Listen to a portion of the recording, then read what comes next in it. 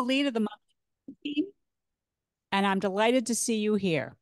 Um, we had an ice-breaking chat for people on Zoom, but you all were chatting with each other, so it's okay if you didn't do it. You were just chatting as happens when you meet in person.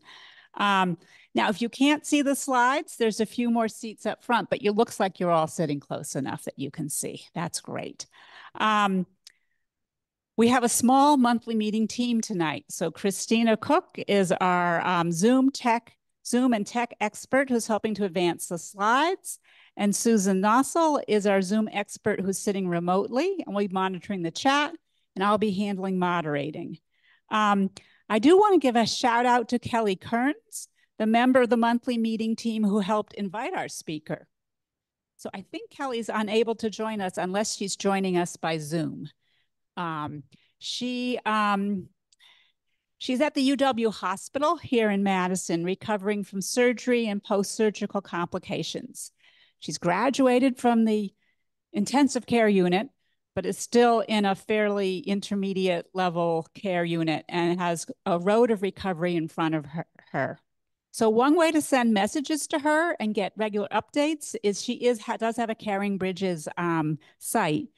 And I think cards and texts and emails. She emailed me tonight that she might be on Zoom if she wasn't having another surgery. And we have a card here, Robin. Lovely card. If anyone would like to sign it, we will make sure it gets to her. So I think we're ready for the next slide. Even the slide after that. So let's take a moment to take 2 deep breaths and reflect on our ties to this land we live on. So we can all do it together. Inhale. Oh, and breathe out. And a second.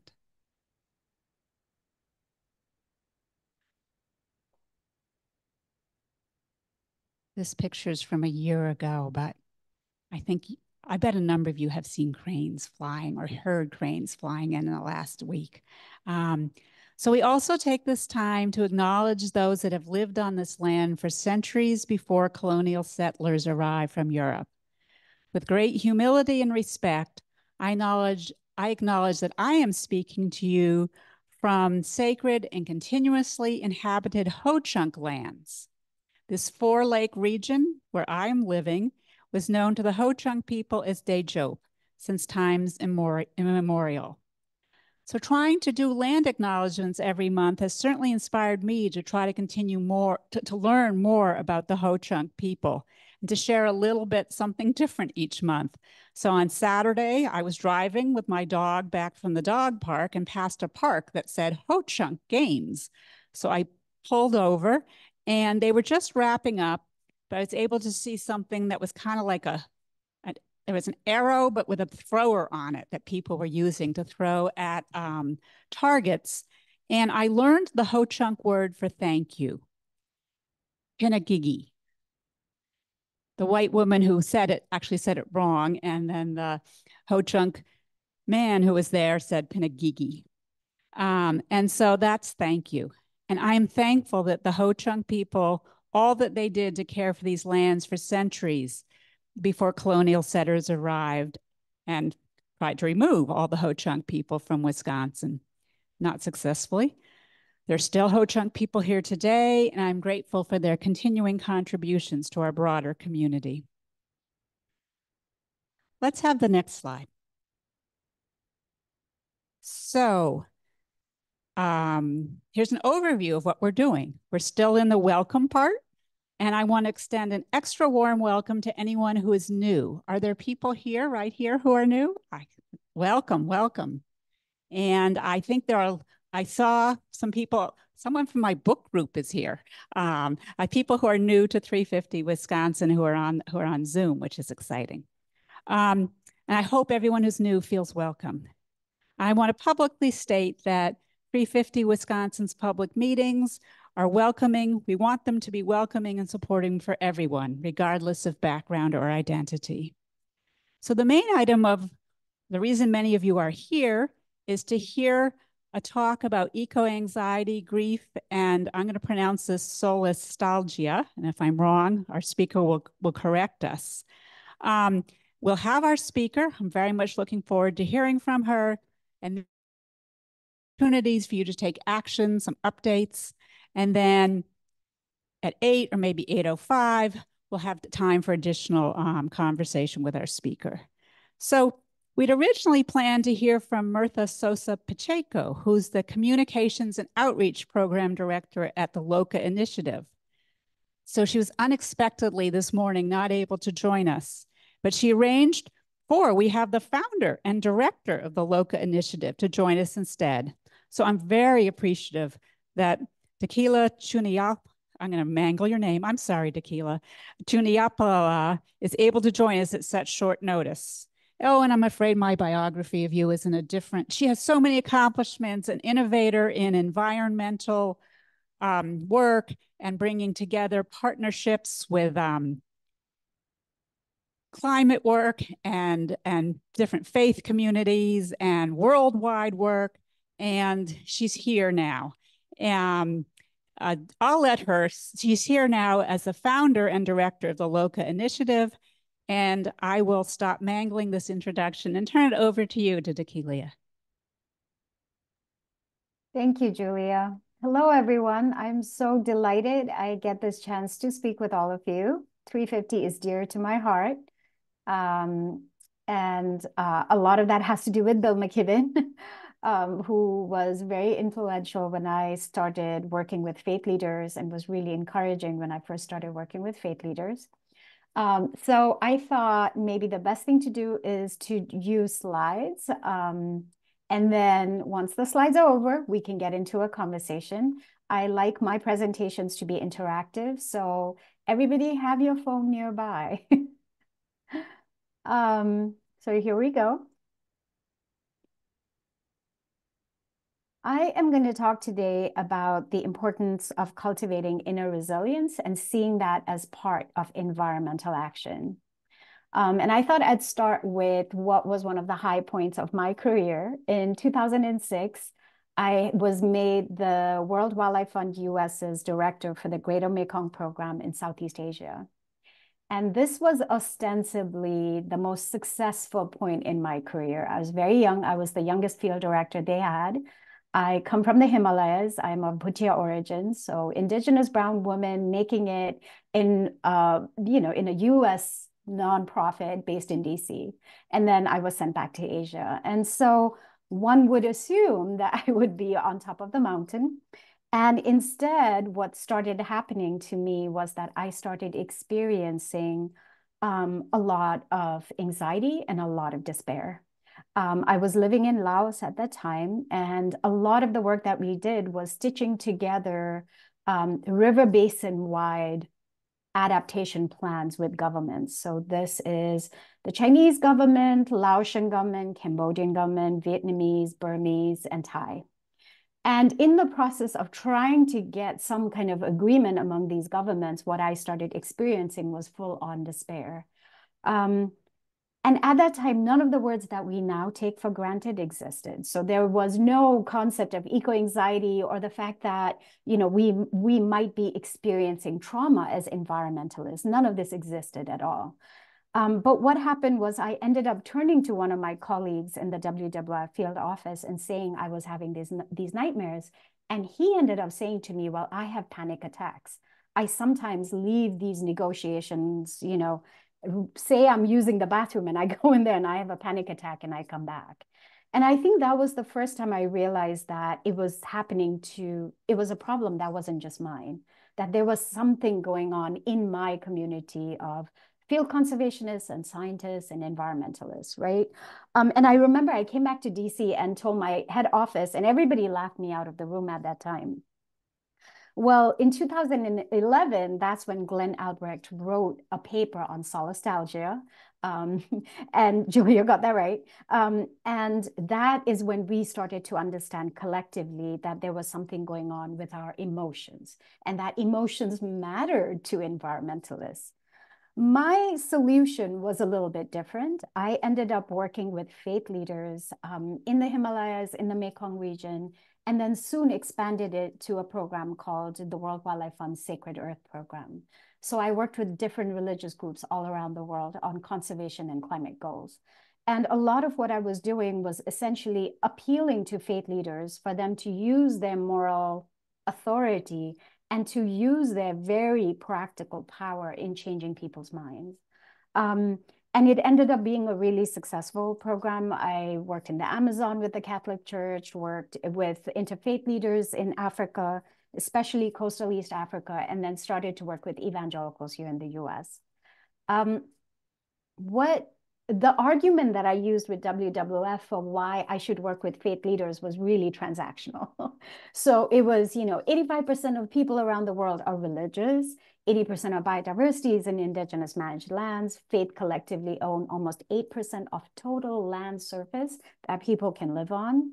They run 50% of all schools worldwide. They are the third largest category of financial investors. The question I put to WWF and all the scientists I know is, how is it that we have not been working with faith leaders? How is it that we have had this blind spot all along? And I was lucky. They agreed and allowed me to work with faith leaders on the behalf of the World Wildlife Fund. But I had a much deeper reason for why I wanted to work with faith leaders. And it was because what was emerging for me was this real a lack of vocabulary in the science community to address how materialism, how neoliberalism, how consumerism was impacting everybody I knew, not just in the first world, but also in the global south. And that we needed to engage faith leaders because they were the ones who are comfortable having this dialogue around, well, what is the purpose of human existence if it isn't the constant accumulation of things, right? And so I often get asked, people often ask me, well, that's so nice that you are in dialogue with faith leaders, but, it's just sort of people, all these faith leaders that sign agreements and that's where it goes. And my pushback usually is to talk about the fossil fuel divestment movement, which I know is dear to your hearts, because it turns out that over 30% of all divestment up till now has been made by faith communities. So faith leaders have a really practical reason to be part of the movement. And they need capacity building in the same way any other stakeholder group that we work with requires capacity building, right? To understand, to know what their place is, to understand what their role is in the systems we're trying to change, and then to have the capacity to do so.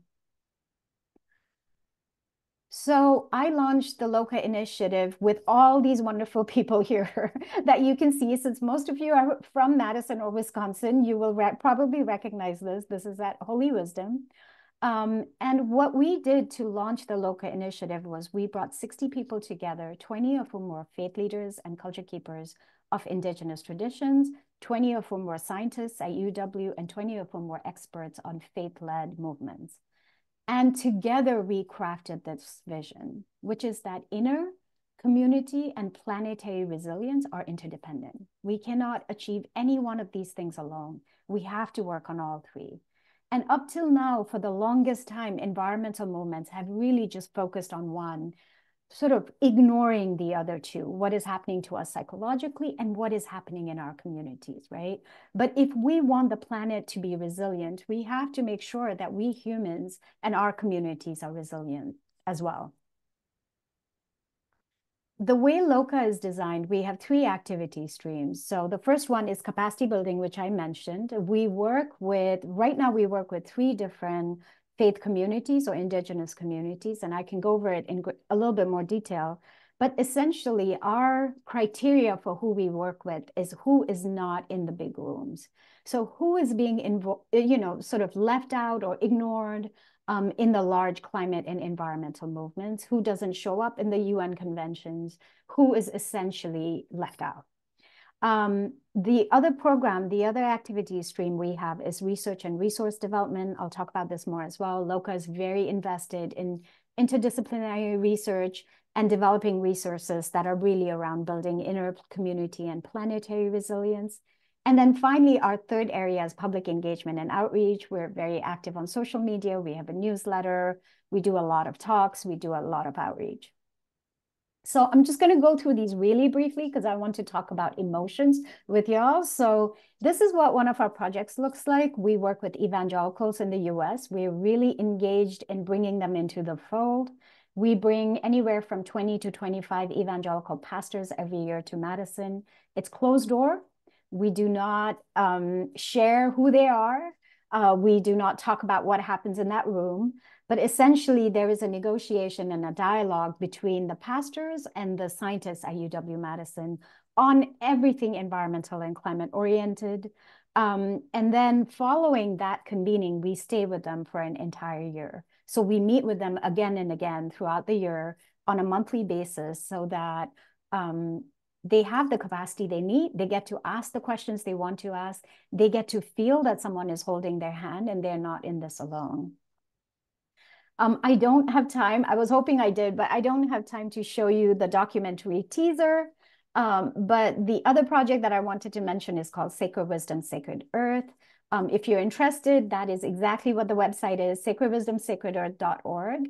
We are working with Wisconsin tribes up north.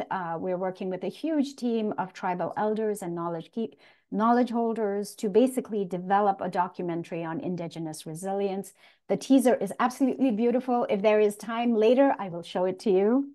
And then the third project that I really wanted to mention, because this allows us to talk about emotions, is a convening we did last year called Resilience in the Anthropocene, RITAsummit.org, where we brought 40 experts, from different fields, psychology, neuroscience, sociology, obviously ecology and climate science, and then a variety of community and contemplative leaders to come in so that we could have this dialogue around how do you build psychological resilience? How do you build social resilience? How do you build planetary resilience? And out of that has emerged a huge program that we call the RITA Project. Now, people often ask me why we use the word resilience, because resilience can be triggering, especially for marginalized communities who are often told they have to be resilient, they don't have a choice because the systems don't take care of them, right? So I wanted to take a moment to talk about where we are right now in the Anthropocene. We are honestly in a time of environmental and climate collapse. That, if you are following the science, there is no way to sort of be vague about that, right? That is the reality. And so the characteristic that we need the most, whether we're thinking about ourselves or we're thinking about our families or our communities, is the ability to adapt to the changes that are coming. It is the ability to bounce back from really adverse situations.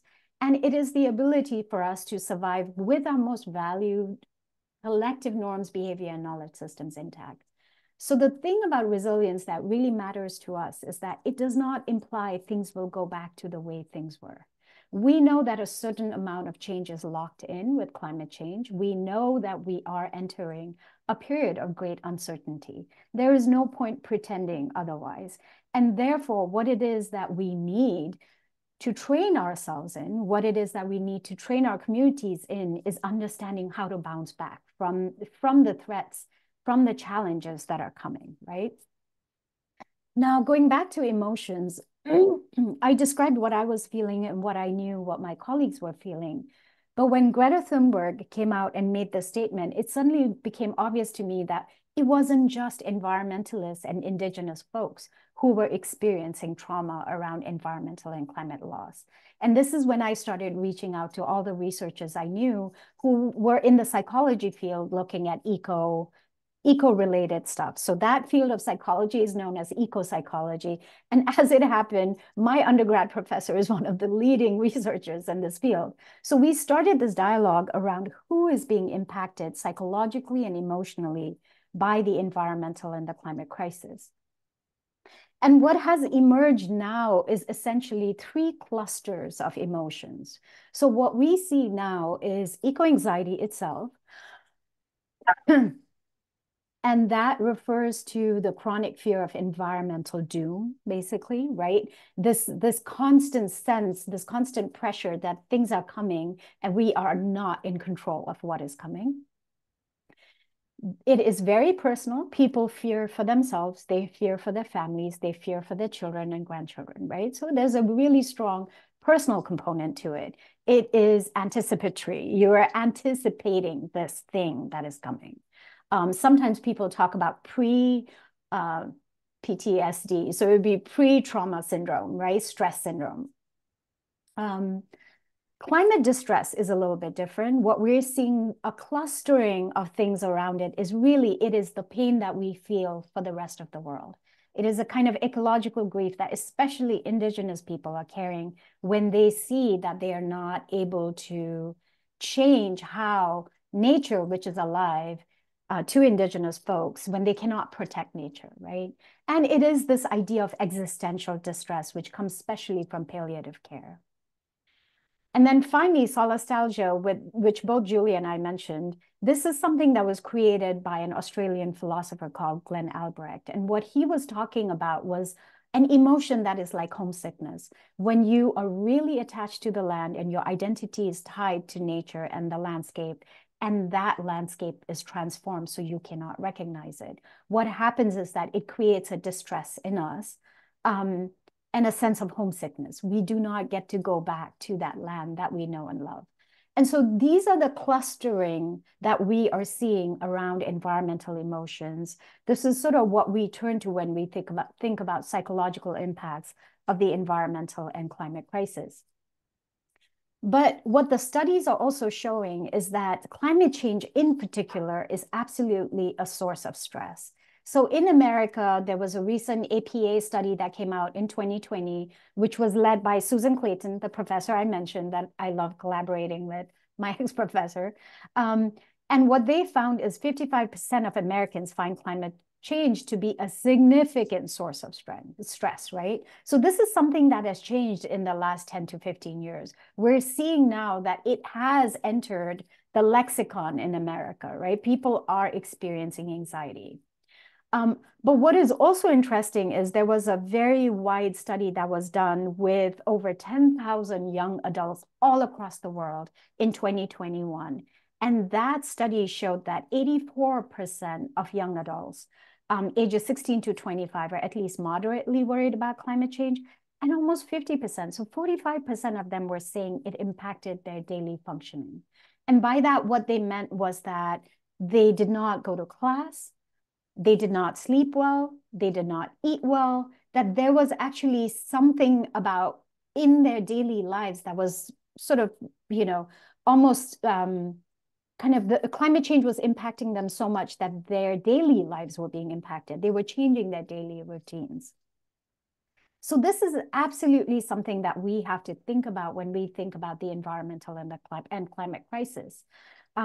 One of the obvious things about environmental racism is that we know there are certain subsets of our population that are more impacted, more negatively impacted, made more vulnerable than other people. But what is also interesting for us is that what we see when we look at trauma is that these are also the same subpopulations that are experiencing heightened levels of anxiety, heightened levels of distress with environmental and climate issues. So Black, Indigenous, and other people of color in the US, poor people, youth, older adults, women and children, people who have disabilities, people who have pre-existing mental health issues, people who work outside, environmentalists, Indigenous peoples for several reasons, including because land is alive and their whole worldview is dependent on relationality with the land, right? So the sense of kinship. And finally, communities in the global south. So these are the communities that are going to be most negatively disadvantaged when it comes to environmental and climate issues. And they're also the communities that are bearing the burden of the environmental and climate crisis psychologically and emotionally. So now this is the point where I get to be interactive with you, and I want to ask you this question. So please take out your phones if you can. For those of you who are joining in your laptops, you should be able to go to slido.com and just put that number in there and it will bring you to this poll. So hopefully you can see can you see my cursor kind of looking at this? And so that you can just go to slido.com and put that number in and come in here. And for those of you who are watching live or who would prefer to just use the QR code, take out your phones, open your camera, and just focus on the QR code that you see on the top left.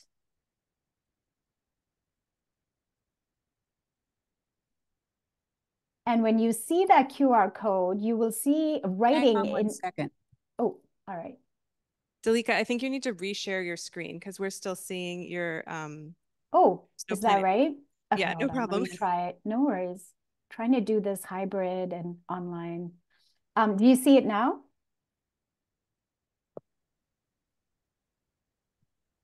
Oh, yeah, I see it. Yeah. Yes. Okay, great. So let me explain again, just one more time. Those of you who are using your phones, open your camera, focus on the QR code. There will be a little yellow script that shows up, and you just click on that, and it should take you to this question. And for those of you who are on your laptop, you can just go to slido.com and put in that number, and it should also bring you to that question. And all I want is for you to answer this question. It will take a couple of minutes here.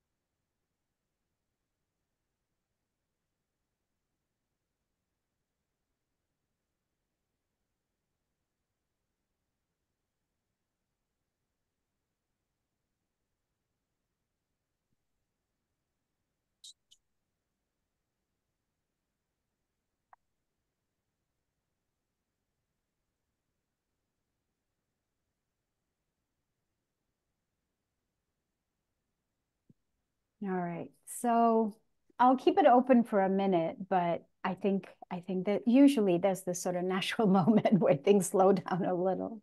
So the reason why I use this tool is because it is the easiest way for us to unpack our own emotions. And the first thing I want to point out is you are not alone. You are sharing your emotions here with all of the people that are in your organization. And lo and behold, other people are sharing exactly the same emotions. So that is the number one thing I want to say.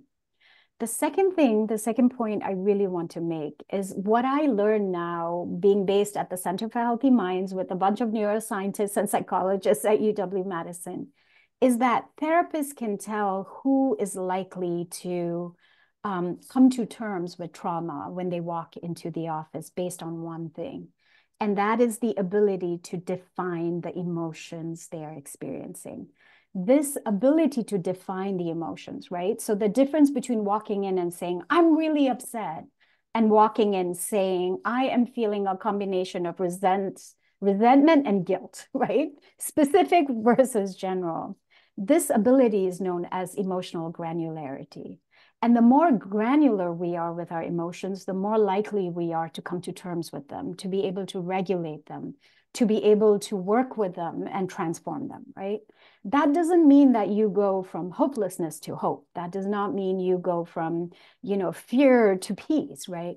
It means that you are able to recognize the emotion you're experiencing in real time and decide what you want to do with it. So you're not just reacting, right? We actually have a little bit of a pause button inside of ourselves when we experience this emotion. We can pause and say, okay, this is what I want to do with this emotion. I am not going to fly off the handle at Thanksgiving with again, you know, with this relative who doesn't believe in climate change, I'm going to take 3 deep breaths and then decide what I want to do, right? So this ability is absolutely crucial for those of us who are in the movement, who are really thinking about who we're handing the movement to, who are thinking about caretaking for your team, right? Being there, being providing nourishment to your colleagues and your friends. For those of you who are really in the forefront as leaders, for those of you who know what burnout feels like, right? Emotional granularity is your friend.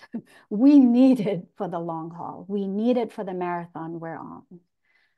And the last thing I want to say about this is that what we have learned, one of the best things, the best ways for us to address our environmental emotions, our eco-anxiety, our climate distress, our solastalgia, is to share it and be safe and feel you were heard, you were seen, and you got to hear and you got to see other people. So essentially to be in community, which is one of the wonderful things about being an environmentalist, is we know we're strongest in community. That is what we lean towards.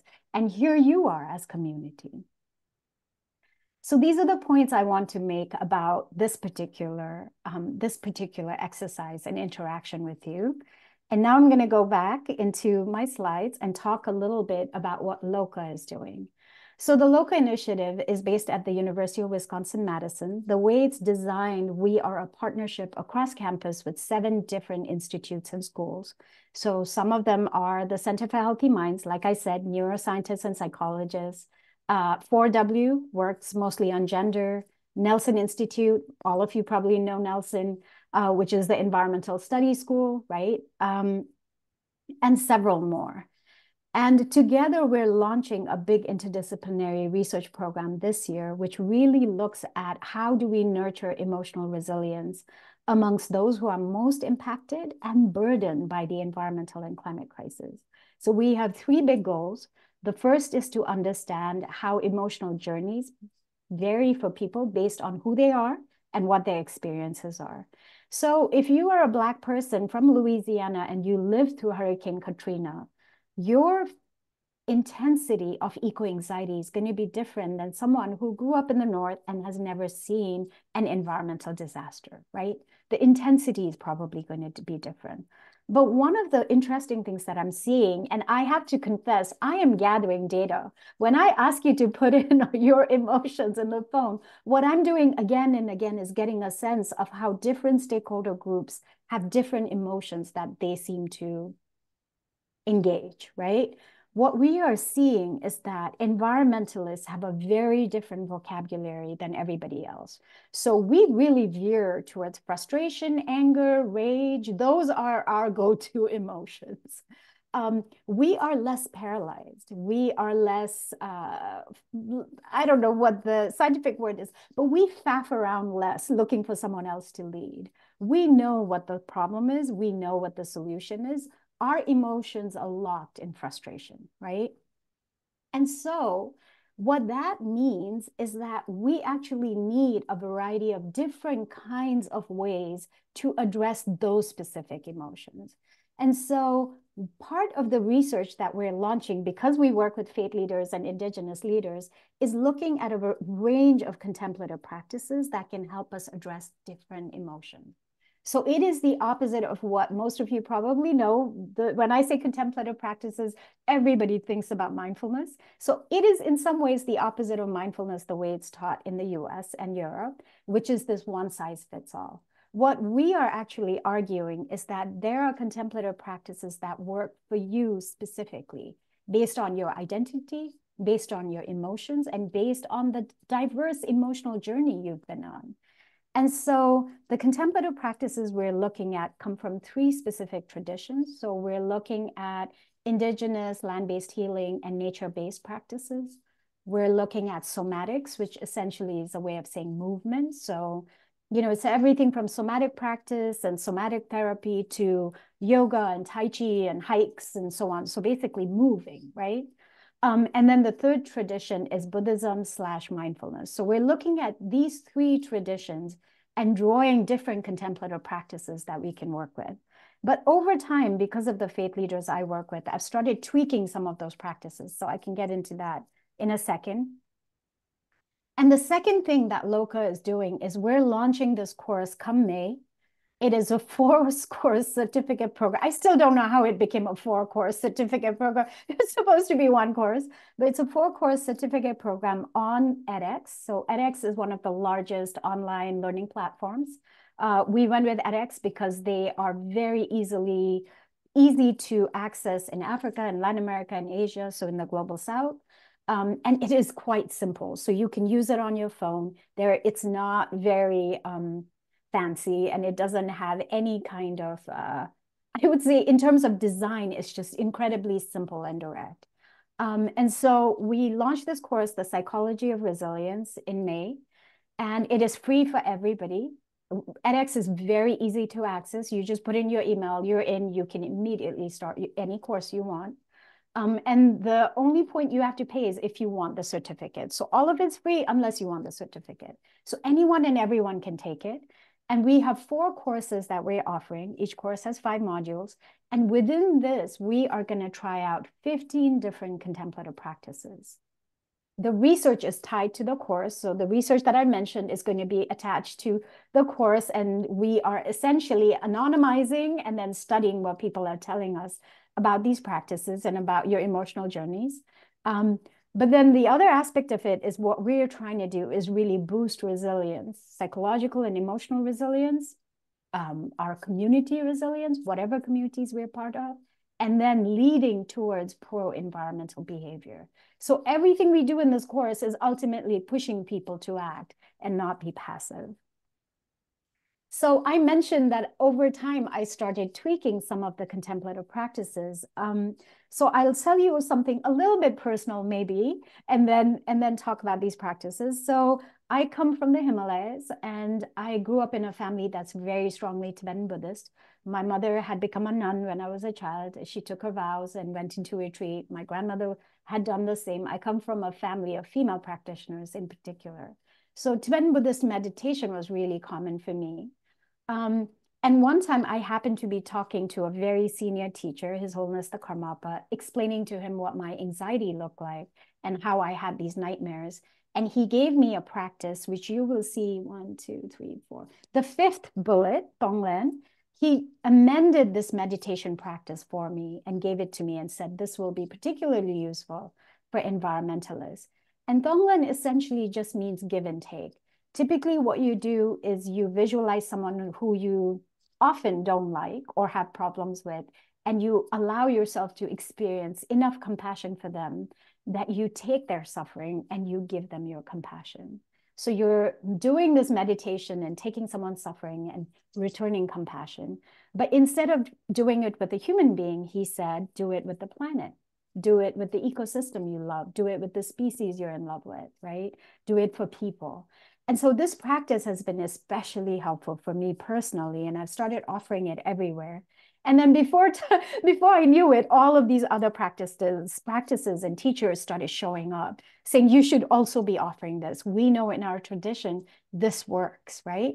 And so one of the things that I really want to emphasize, there is a tendency in contemplative practices to choose religious traditions that are from far away.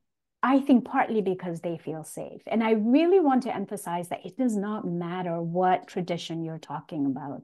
If you come from, I don't know, if you're a Christian or you're Muslim or you're Jewish, all of our traditions have ancient wisdom locked into them. It's in their DNA.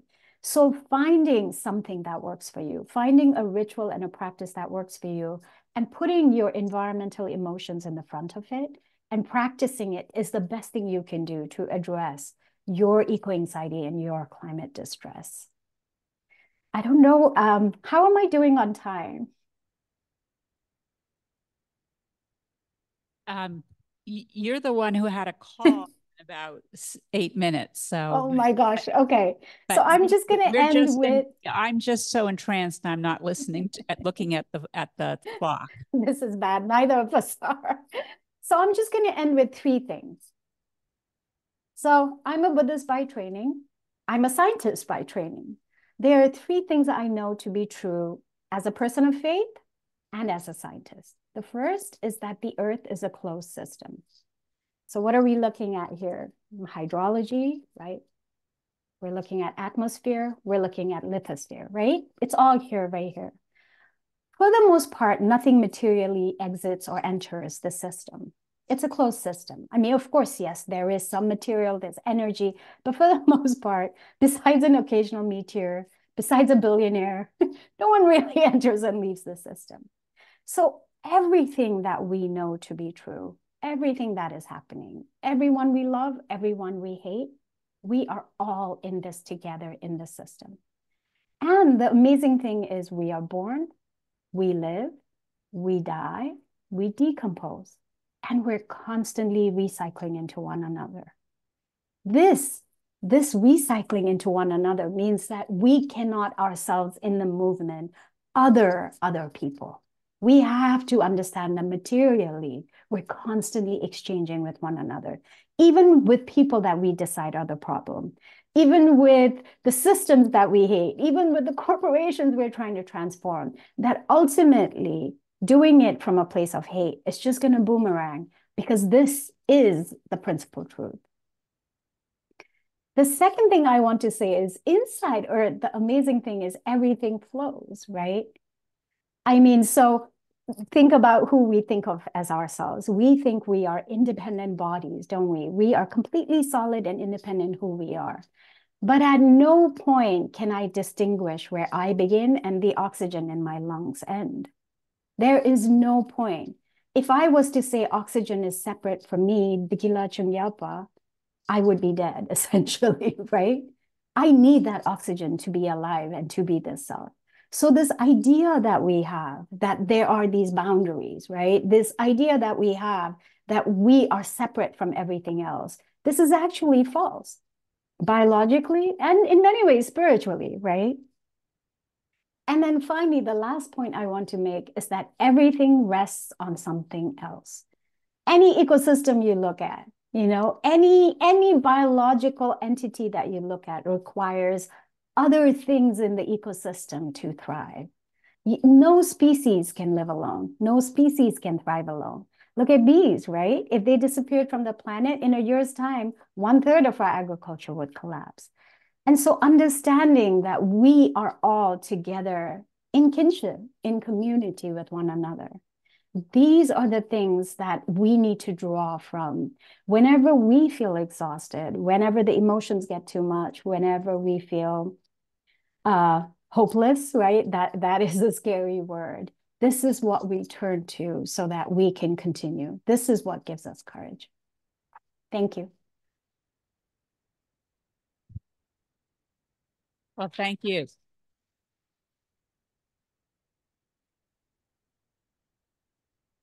So I know that we talked about doing Q&A, and I know we talked about contemplative practice. So Julie, I'm going to turn it to you. And what's your time availability, Tequila? I will jump off for 5 minutes at 7:55. How about that? Okay. So would people, well, I guess people in the room, I can see your hands more easily. Would you like to have questions, or would you like to do a contemplative practice?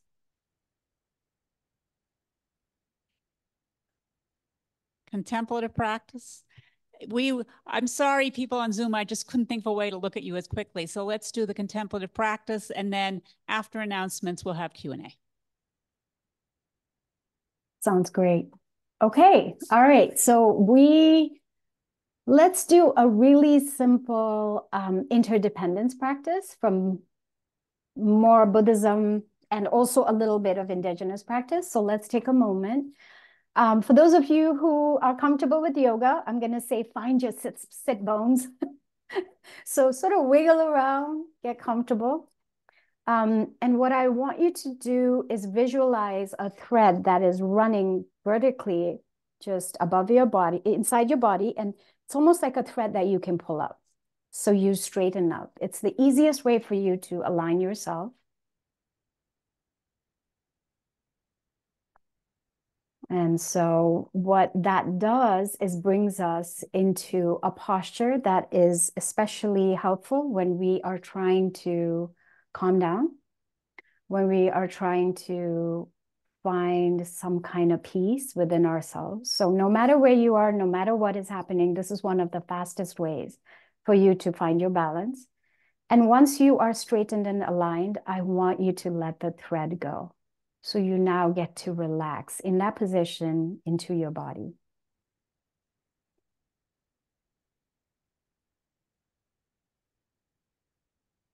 And the first thing we're going to do is just have appreciation for our bodies. Our body is our first primary home. It does everything for us. It runs as fast and hard as it can for us. It carries all the pain. It pushes on and pushes on. And so here is a moment where we just appreciate what our bodies do for us.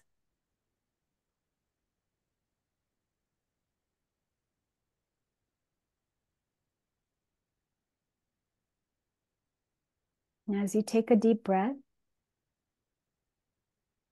send that breath where it needs to go in your body. All that healing oxygen, send it where it needs to go.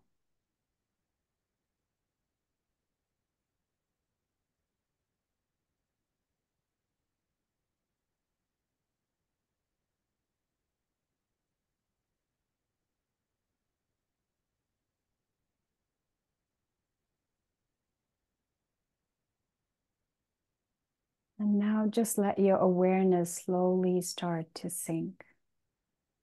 Just follow gravity and let it sink to where you're connected to the earth. It doesn't matter if you're on a chair. It doesn't matter if you're many floors up. Just allow yourself to feel how your feet are pressing to the floor, your bum, your back, your hands.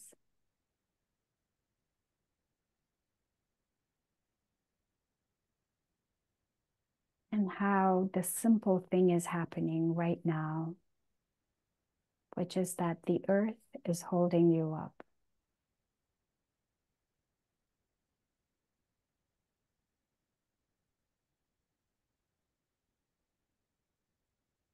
Effortlessly, unconditionally holding you up.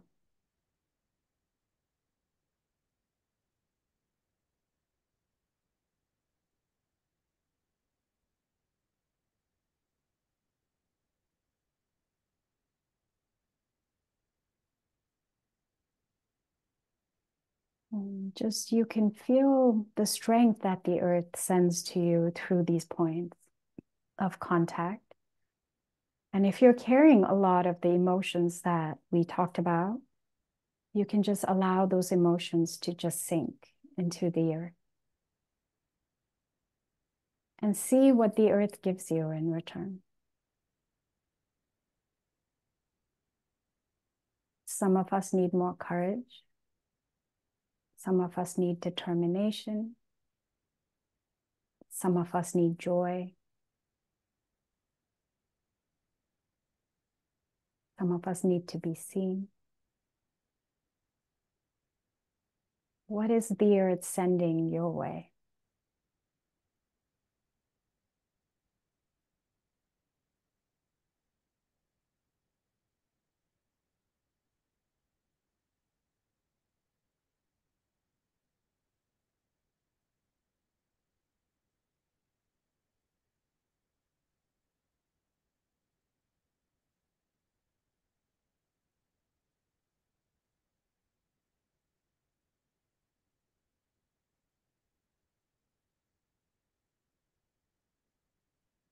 Now just imagine where this oxygen is coming from that's in our lungs, that we've been breathing all along. From the phytoplankton in the ocean, and lakes nearby, and trees nearby and far away, the plants in our rooms.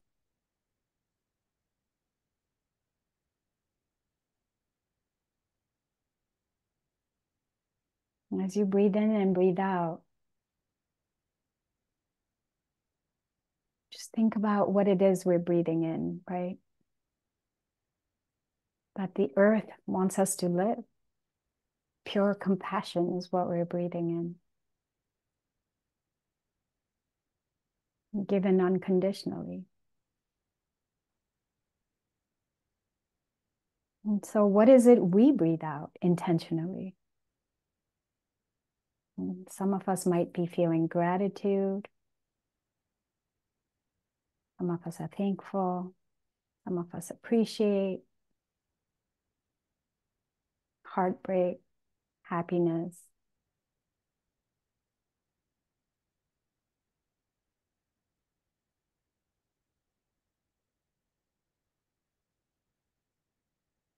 We are in constant contact with the earth because we are part of nature, and nature is part of us.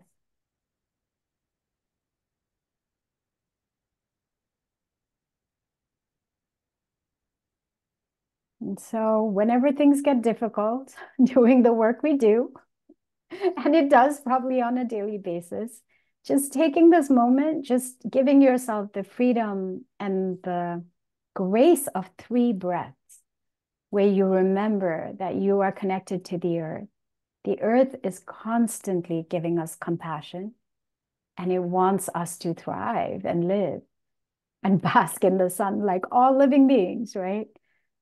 Just allowing yourself to experience this is really powerful, and it's really kind to yourself, but also to everybody you work with, right? All of you get to have this moment of appreciation and gratitude. And there are tons of studies that show that gratitude in particular is really, really important for our resilience. So I'm going to stop there. I apologize. I have to take a quick call, and then I will join again at 8:05. Is that okay? That's fine. Yes, it will take us 10 to 15 minutes. We will welcome you back. Thank you. Thank you so much. I'll just mute and stop video, and I'll be back soon. Thank you.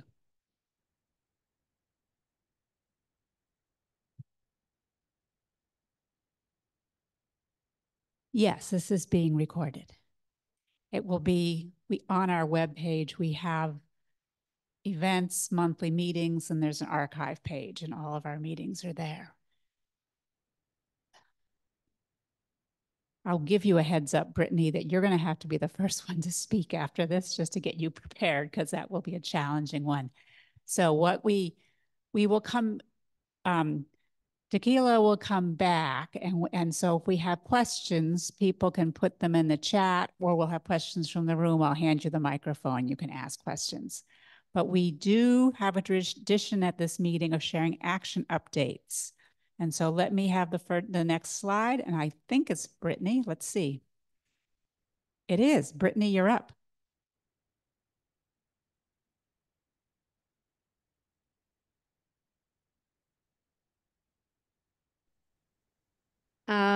Yeah, so the first update, I should probably introduce myself first. For those of you who don't know me, my name is Brittany Reamer. I am the fossil fuel organizer for 350 Wisconsin.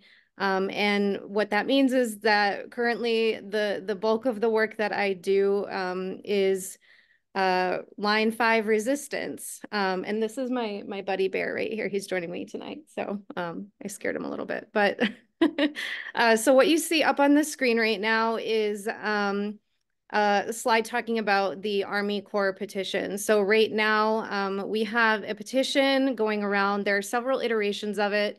They all go to the same place, say the same thing.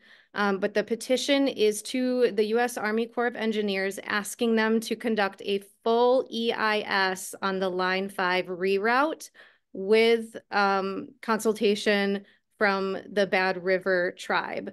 So currently they are only planning on doing an EA, an environmental assessment, and we want them to do the full environmental impact statement. So we're getting into the home stretch here before these signatures get delivered. to the Army Corps office in DC in person. That will be on March 13th. And I'm going to put the link in the chat for the online petition. I'm hoping that the paper petition is there in person. I think Emily said she was going to bring it in. So we need, for signatures to count and to be included in this in-person delivery, they will need to be in by March 11th. So a couple days before. We'll continue to collect signatures after that, but that will be the deadline for those signatures to be included in the in-person drop-off of signatures. I think that's all I have on that one. Awesome. Thanks, Julia. And the next thing is, I'm sure that many of you have heard, there is a documentary that will be coming out on March 15th on the Bad River Band. There's a little bit of a kind of summary of what the film is about on the screen here. So the documentary chronicles the Wisconsin-based Bad River Band and its ongoing fight for sovereignty, a story which unfolds in a groundbreaking way through a series of shocking revelations, devastating losses, and a powerful legacy of defiance and resilience. This inspiring project brings us through an epic sweep of history into the present with a David versus Goliath battle to save Lake Superior, the largest freshwater resource in America. As Eldred Corbine, a Bad River tribal elder, declares, we got to protect it, die for it if we have to.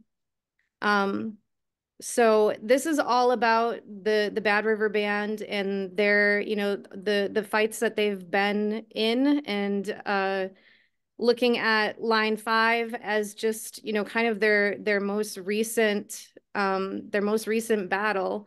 It talks a lot about the history of what they've been through and, where they're at now. So the theatrical release will be starting on March 15th. And that will be it was 10 cities around the country, but they've expanded a little bit. So I'm sure that some of you knew that would only be in 2 cities in Wisconsin to begin with, Ashland and Fitchburg, but now it'll be in 4 cities in Wisconsin. So it'll be at the Ashland Bay City Cinema, AMC in Fitchburg, the Park Theater in Park Falls, and AMC Mayfair Mall in Milwaukee. And all of those, except for the Ashland Bay City Cinema, tickets can be purchased, excuse me, in advance online. So I'm going to put I'll put the link for the film website in the chat. It's just badriverfilm.com for those of you who are there in person, badriverfilm.com, and you can see links to each of the theaters and buy tickets from there. Thank you, Brittany. And thank you for introducing yourself. I was supposed to do that, but I'm so glad you did it. So Diane Brackarsh is the co-lead of the Art Collective team. So Diane, if you stand here, then they can see you. But Hi, everybody. Brittany, I'm really glad you went first. I'm so affected by that presentation. It was so powerful. So I am the co-lead along with Russ Bennett of the 350 Wisconsin Art Collective. And I just have to say that a big part of our commitment is to help all of us deal with these emotions, both through supporting each other and engaging people with whom we, the public, to try to win them over. And one of the things that Tequila talked about was joy and play. And one of our themes is joyful rebellion. So we're trying to support all of us, all of 350 Wisconsin. And just wasn't planning on saying that, but okay. In that note, 2 things. We have some fun plans we're hatching for Earth Day. April 20, well, Earth Day technically is April 22nd, of course, but on April 20th at the Dane County Farmers Market, the Art Collective and all of you are invited to participate. Has some shenanigans that are planned. It's in process. I'm not going to divulge anything right now, but everybody's invited to participate. And there are roles, big and small, etc. So we would love to hear from you if you're interested. Maybe my email could be put in the chat, or Russ's, just because things are starting now. For some, my email address is movingfromwithin@gmail.com.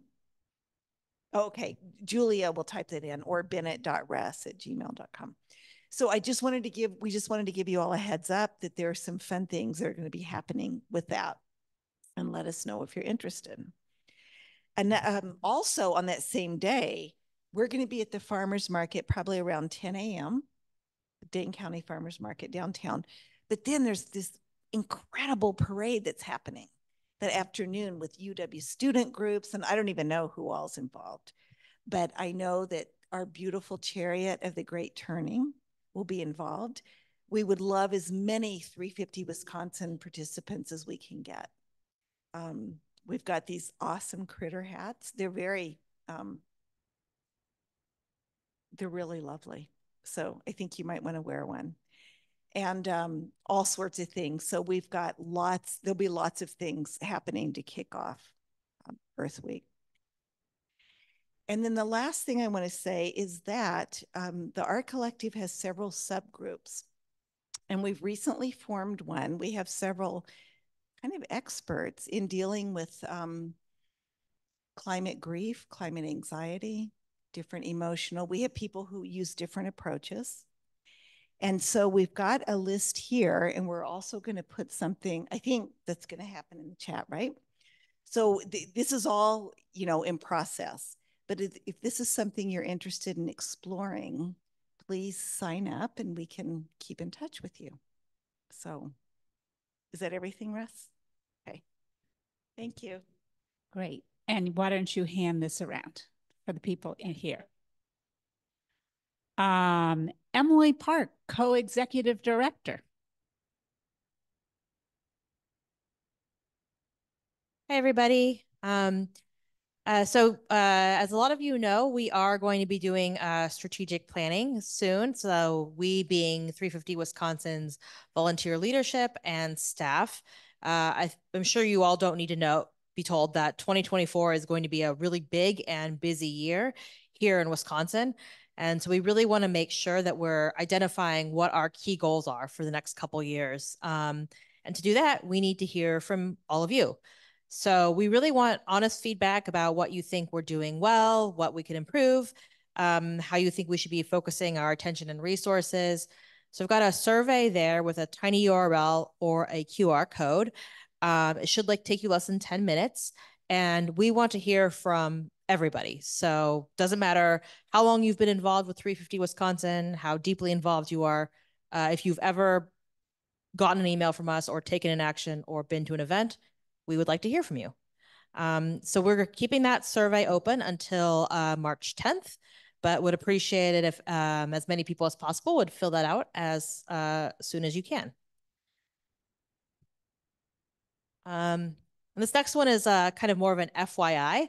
So I think a lot of you have probably heard that We Energies is planning to build some new natural gas power plants here in Wisconsin, including some brand new power plants, but also converting some coal plants.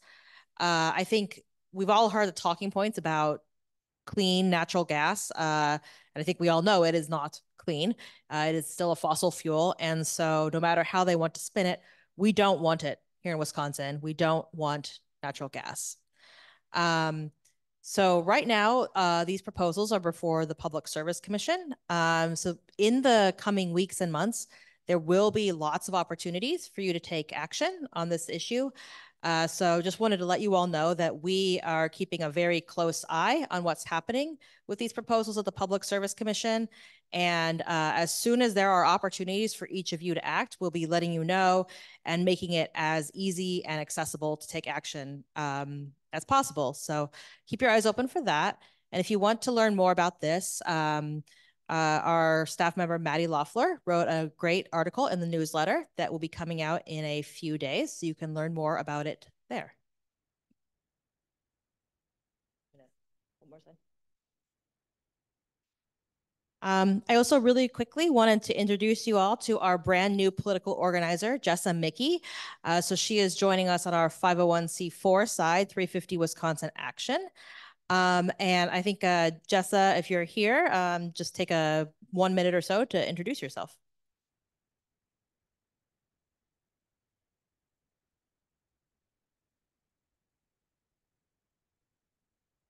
Okay, Jessa might have had technical difficulties. I know she's been having internet problems lately. But we are excited to have Jessa with us. She's coming to us from a background in reproductive health. And she's got a really deep experience with organizing around elections, particularly on university campuses. So as we look towards 2024 and having opportunities to engage with the election, expect to be seeing more of Jessa. And I think that's all of my slides. Okay, next slide will tell me who's coming next. I think it's going to be Nikki.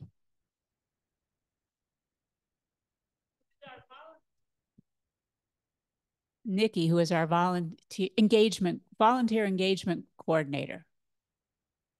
Hello, everyone. So as Julia mentioned, I'm the volunteer coordinator here, and I am happy to present our volunteer of the month this month, who is Mike McCabe. Yay, Mike! So I hope Mike is here. If not, he will see this in the recording. But we are so thankful to be able to recognize him as our volunteer of the month. He has been a member of the Regenerative Land Relations team since its inception. And so he is dedicated to nature-based solutions and in agriculture, and has many connections within the world of agricultural solutions that have helped develop relationships with other like-minded organizations. So we all know that this work needs to be done collectively, so that has been extremely helpful. He has a passion for spreading information about regenerative agriculture, and he also has been a driving force behind several events related to our regenerative land relations team, including various film screenings and a recent Farm Bill panel webinar. So thank you again so much, Mike. We really appreciate everything that you do for 350, all of your continued dedication, and all of the work that you will help with in the future. So thank you, Mike. Okay, I'm eager to get back to tequila. So I'm just going to say, I think this is the last slide I'll go through. Just to let you know that we will be meeting April Fool's Day, April 1st. The Inflation Reduction Act, there's a lot of things in it. And Kathy Kuntz is just an expert, and she's going to come speak to us. She's the director of the Dane County Office of Energy and Climate Change. And that one will not be a hybrid, it will just be on Zoom. So with that, why don't we take down the slides? I don't need the rest of, I mean, there's lots of teams. If you want to join a team, talk to Nikki. So does anyone have a question for Tequila? Who looks like she's back? Thank you. No, oh yes, I guess we stopped recording during the breakout. But this is sort of just like a continuation of the meeting, so let's keep it going. You have to run. Okay. Okay. So this is, so if anyone else has to run, it's the end of the day. This is our optional part, but if you want to stay, I'm curious if anyone has a question. I'll start with a question in the room. Stephanie, I guess I can bring you the mic. Thank you. Hi, Tequila. Thank you so much for your wonderful presentation tonight. I was just wondering if you have any information, data, feedback on how collective action can help us deal with our climate anxiety, grief, and the other emotions that so many of us deal with. Thank you. Thank you. Yes, absolutely. It turns out the 3 best things we can do to address our eco-anxiety and climate distress. Number 1 is spend time in nature. Tons of studies, and I can put some of the links in that show that anywhere from 10 to 40 minutes of time spent in nature per week actually completely transforms what the chemicals, the feel-good chemicals in our brain. That's one way to put it. They increase serotonin, dopamine. They basically make us feel more relaxed. But there are also studies that show that the more time we spend in nature, our physical rate of healing actually increases. People who are suffering from some kind of injury actually heal faster when they are exposed to nature. So there are tons of studies that look at this. So that would be the first thing. The second thing is finding community and being part of community, which I think is what you're getting at. The importance of doing this work together is really necessary. One of the emotions that we track and that we are especially concerned about, especially among young people, is this sense of loneliness or isolation. Many of us have heard the Surgeon General of the US talk about the fact that loneliness is now seen as an epidemic. That this is something that absolutely kills. This is an emotion that kills people, shortens people's lives because they feel isolated and lonely. And so we really not only have to do it for ourselves, but think about one of the ways to get us out of that funk and that isolation is to think about how other people need us to show up, how we are actually helping the mental well-being of the community that we care for, right? Us, the environmental, the activist community. And so using that as a motivating factor to show up and do things in community is necessary.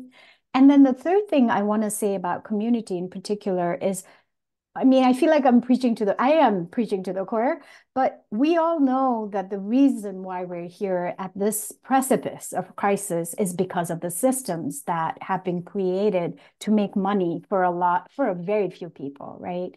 Most of the problems that we see around the world, you can take any issue, pollution, and you think about the garbage heap and how fast fashion is like 80% of fast fashion ends up in garbage heaps, right?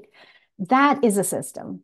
You think about credit card companies and how they fund fossil fuels and how most of us really are stuck with the credit card company choices, right? Really, there is a monopoly. You go to a grocery store, 20 corporations own everything in the grocery store.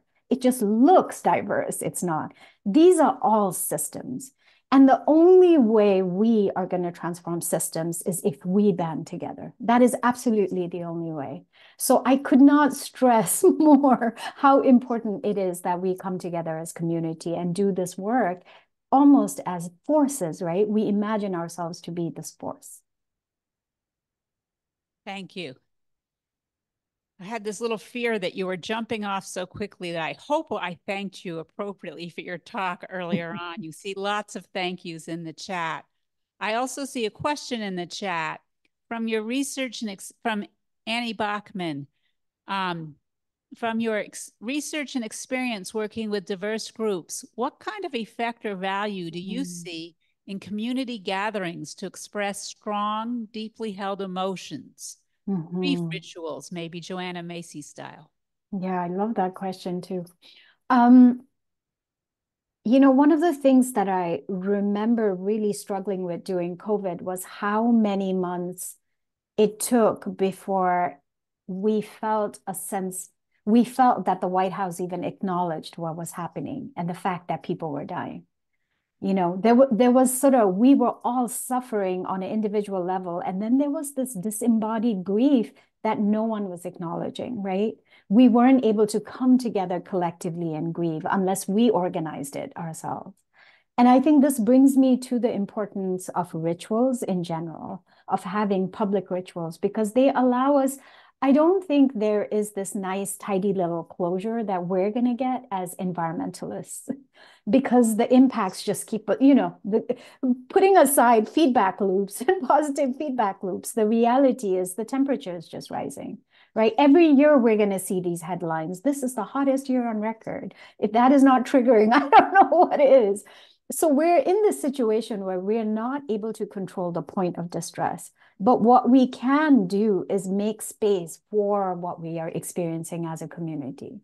And I think that is so necessary for our well-being. It's so necessary for how we also teach other people, teach the younger generations of how they can deal with the same emotions and how we can find constructive ways of emerging from loss.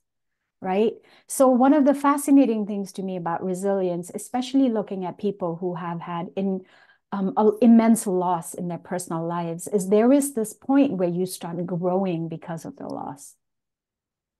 And so one of the places where I take my courage is knowing that we, in a weird way, would never be here together as a community if it wasn't for this crisis, right? This loss and this suffering has brought us to a point that we have all personally grown in ways that we have reached out to one another and linked hands and formed an organism that is bigger than us individually. And that is something to celebrate.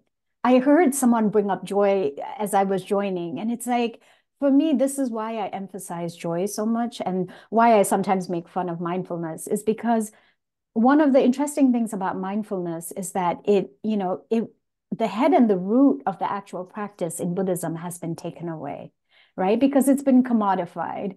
And so it's been brought to the West, head and tail have been cut off, and it's just this practice that's very disembodied. And so what's fascinating to me is how white it has become over the years, because now it's all about personal distress reduction. And the thing about Buddhism, anyone who knows anything about Buddhism, is you meditate to benefit other beings. The whole point of you meditating is so that you ease the suffering of all other beings, right? And that part has just dropped off. And what I'm acutely aware of when I work with Black people and Native peoples in the US is that they don't have very much control over the distress that is done to them. A Black person cannot control how many times the cops will pull them over, right? Native people cannot control what is happening to the lands for them, right?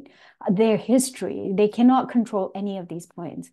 And we, environmentalists, are also in the same category. We cannot control the distress points that is arriving at our doorstep. So distress reduction practices are only going to work for us so far. It is absolutely necessary that we center joy, because the other source of resilience for us is going to be finding joy in community. It is going to be leaning into these networks we're creating right now. It is the larger organism that is going to be necessary for us to survive, personally, physically, in every sense, right? So yeah, I can stop there. I feel like I'm kind of going off on one of my favorite topics. No, thank you so much. And I think you've already sort of answered. There was a question about whether spirituality would lead people. Well, I'll ask this question, and this will be the last question because I think we are winding up.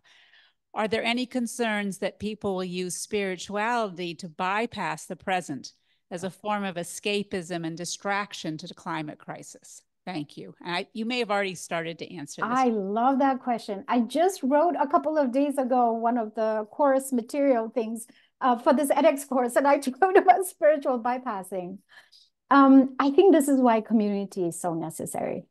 Because a lot of folks I know who spiritually bypass are very isolated. They have these beautifully curated rooms in their houses where they sit and meditate, and they've bought the finest Buddha statue they can, or the finest, Zen cushion they could find on Amazon. And it's like you're completely isolated, bypassing all the suffering that is happening around us, right? It has just become conceptual in your head.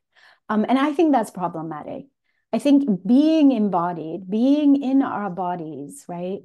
Turning to one another with our bodies. We are animals. We are part of the life form on this planet. And really leaning into that is important. And if the spiritual practice eases your distress, but doesn't make you kinder, I'm not sure that is a spiritual practice that's actually successful, right? And that is working. I don't see how, because all of our spiritual practices, doesn't matter what tradition we're talking about, is meant to make us better human beings. And the only way we can do that is by showing up for one another, right? You can't just sit somewhere alone and think, yeah, I'm thinking good thoughts, and I hope you feel that, That is literally thoughts and prayers. That is literally what every politician tweets, right?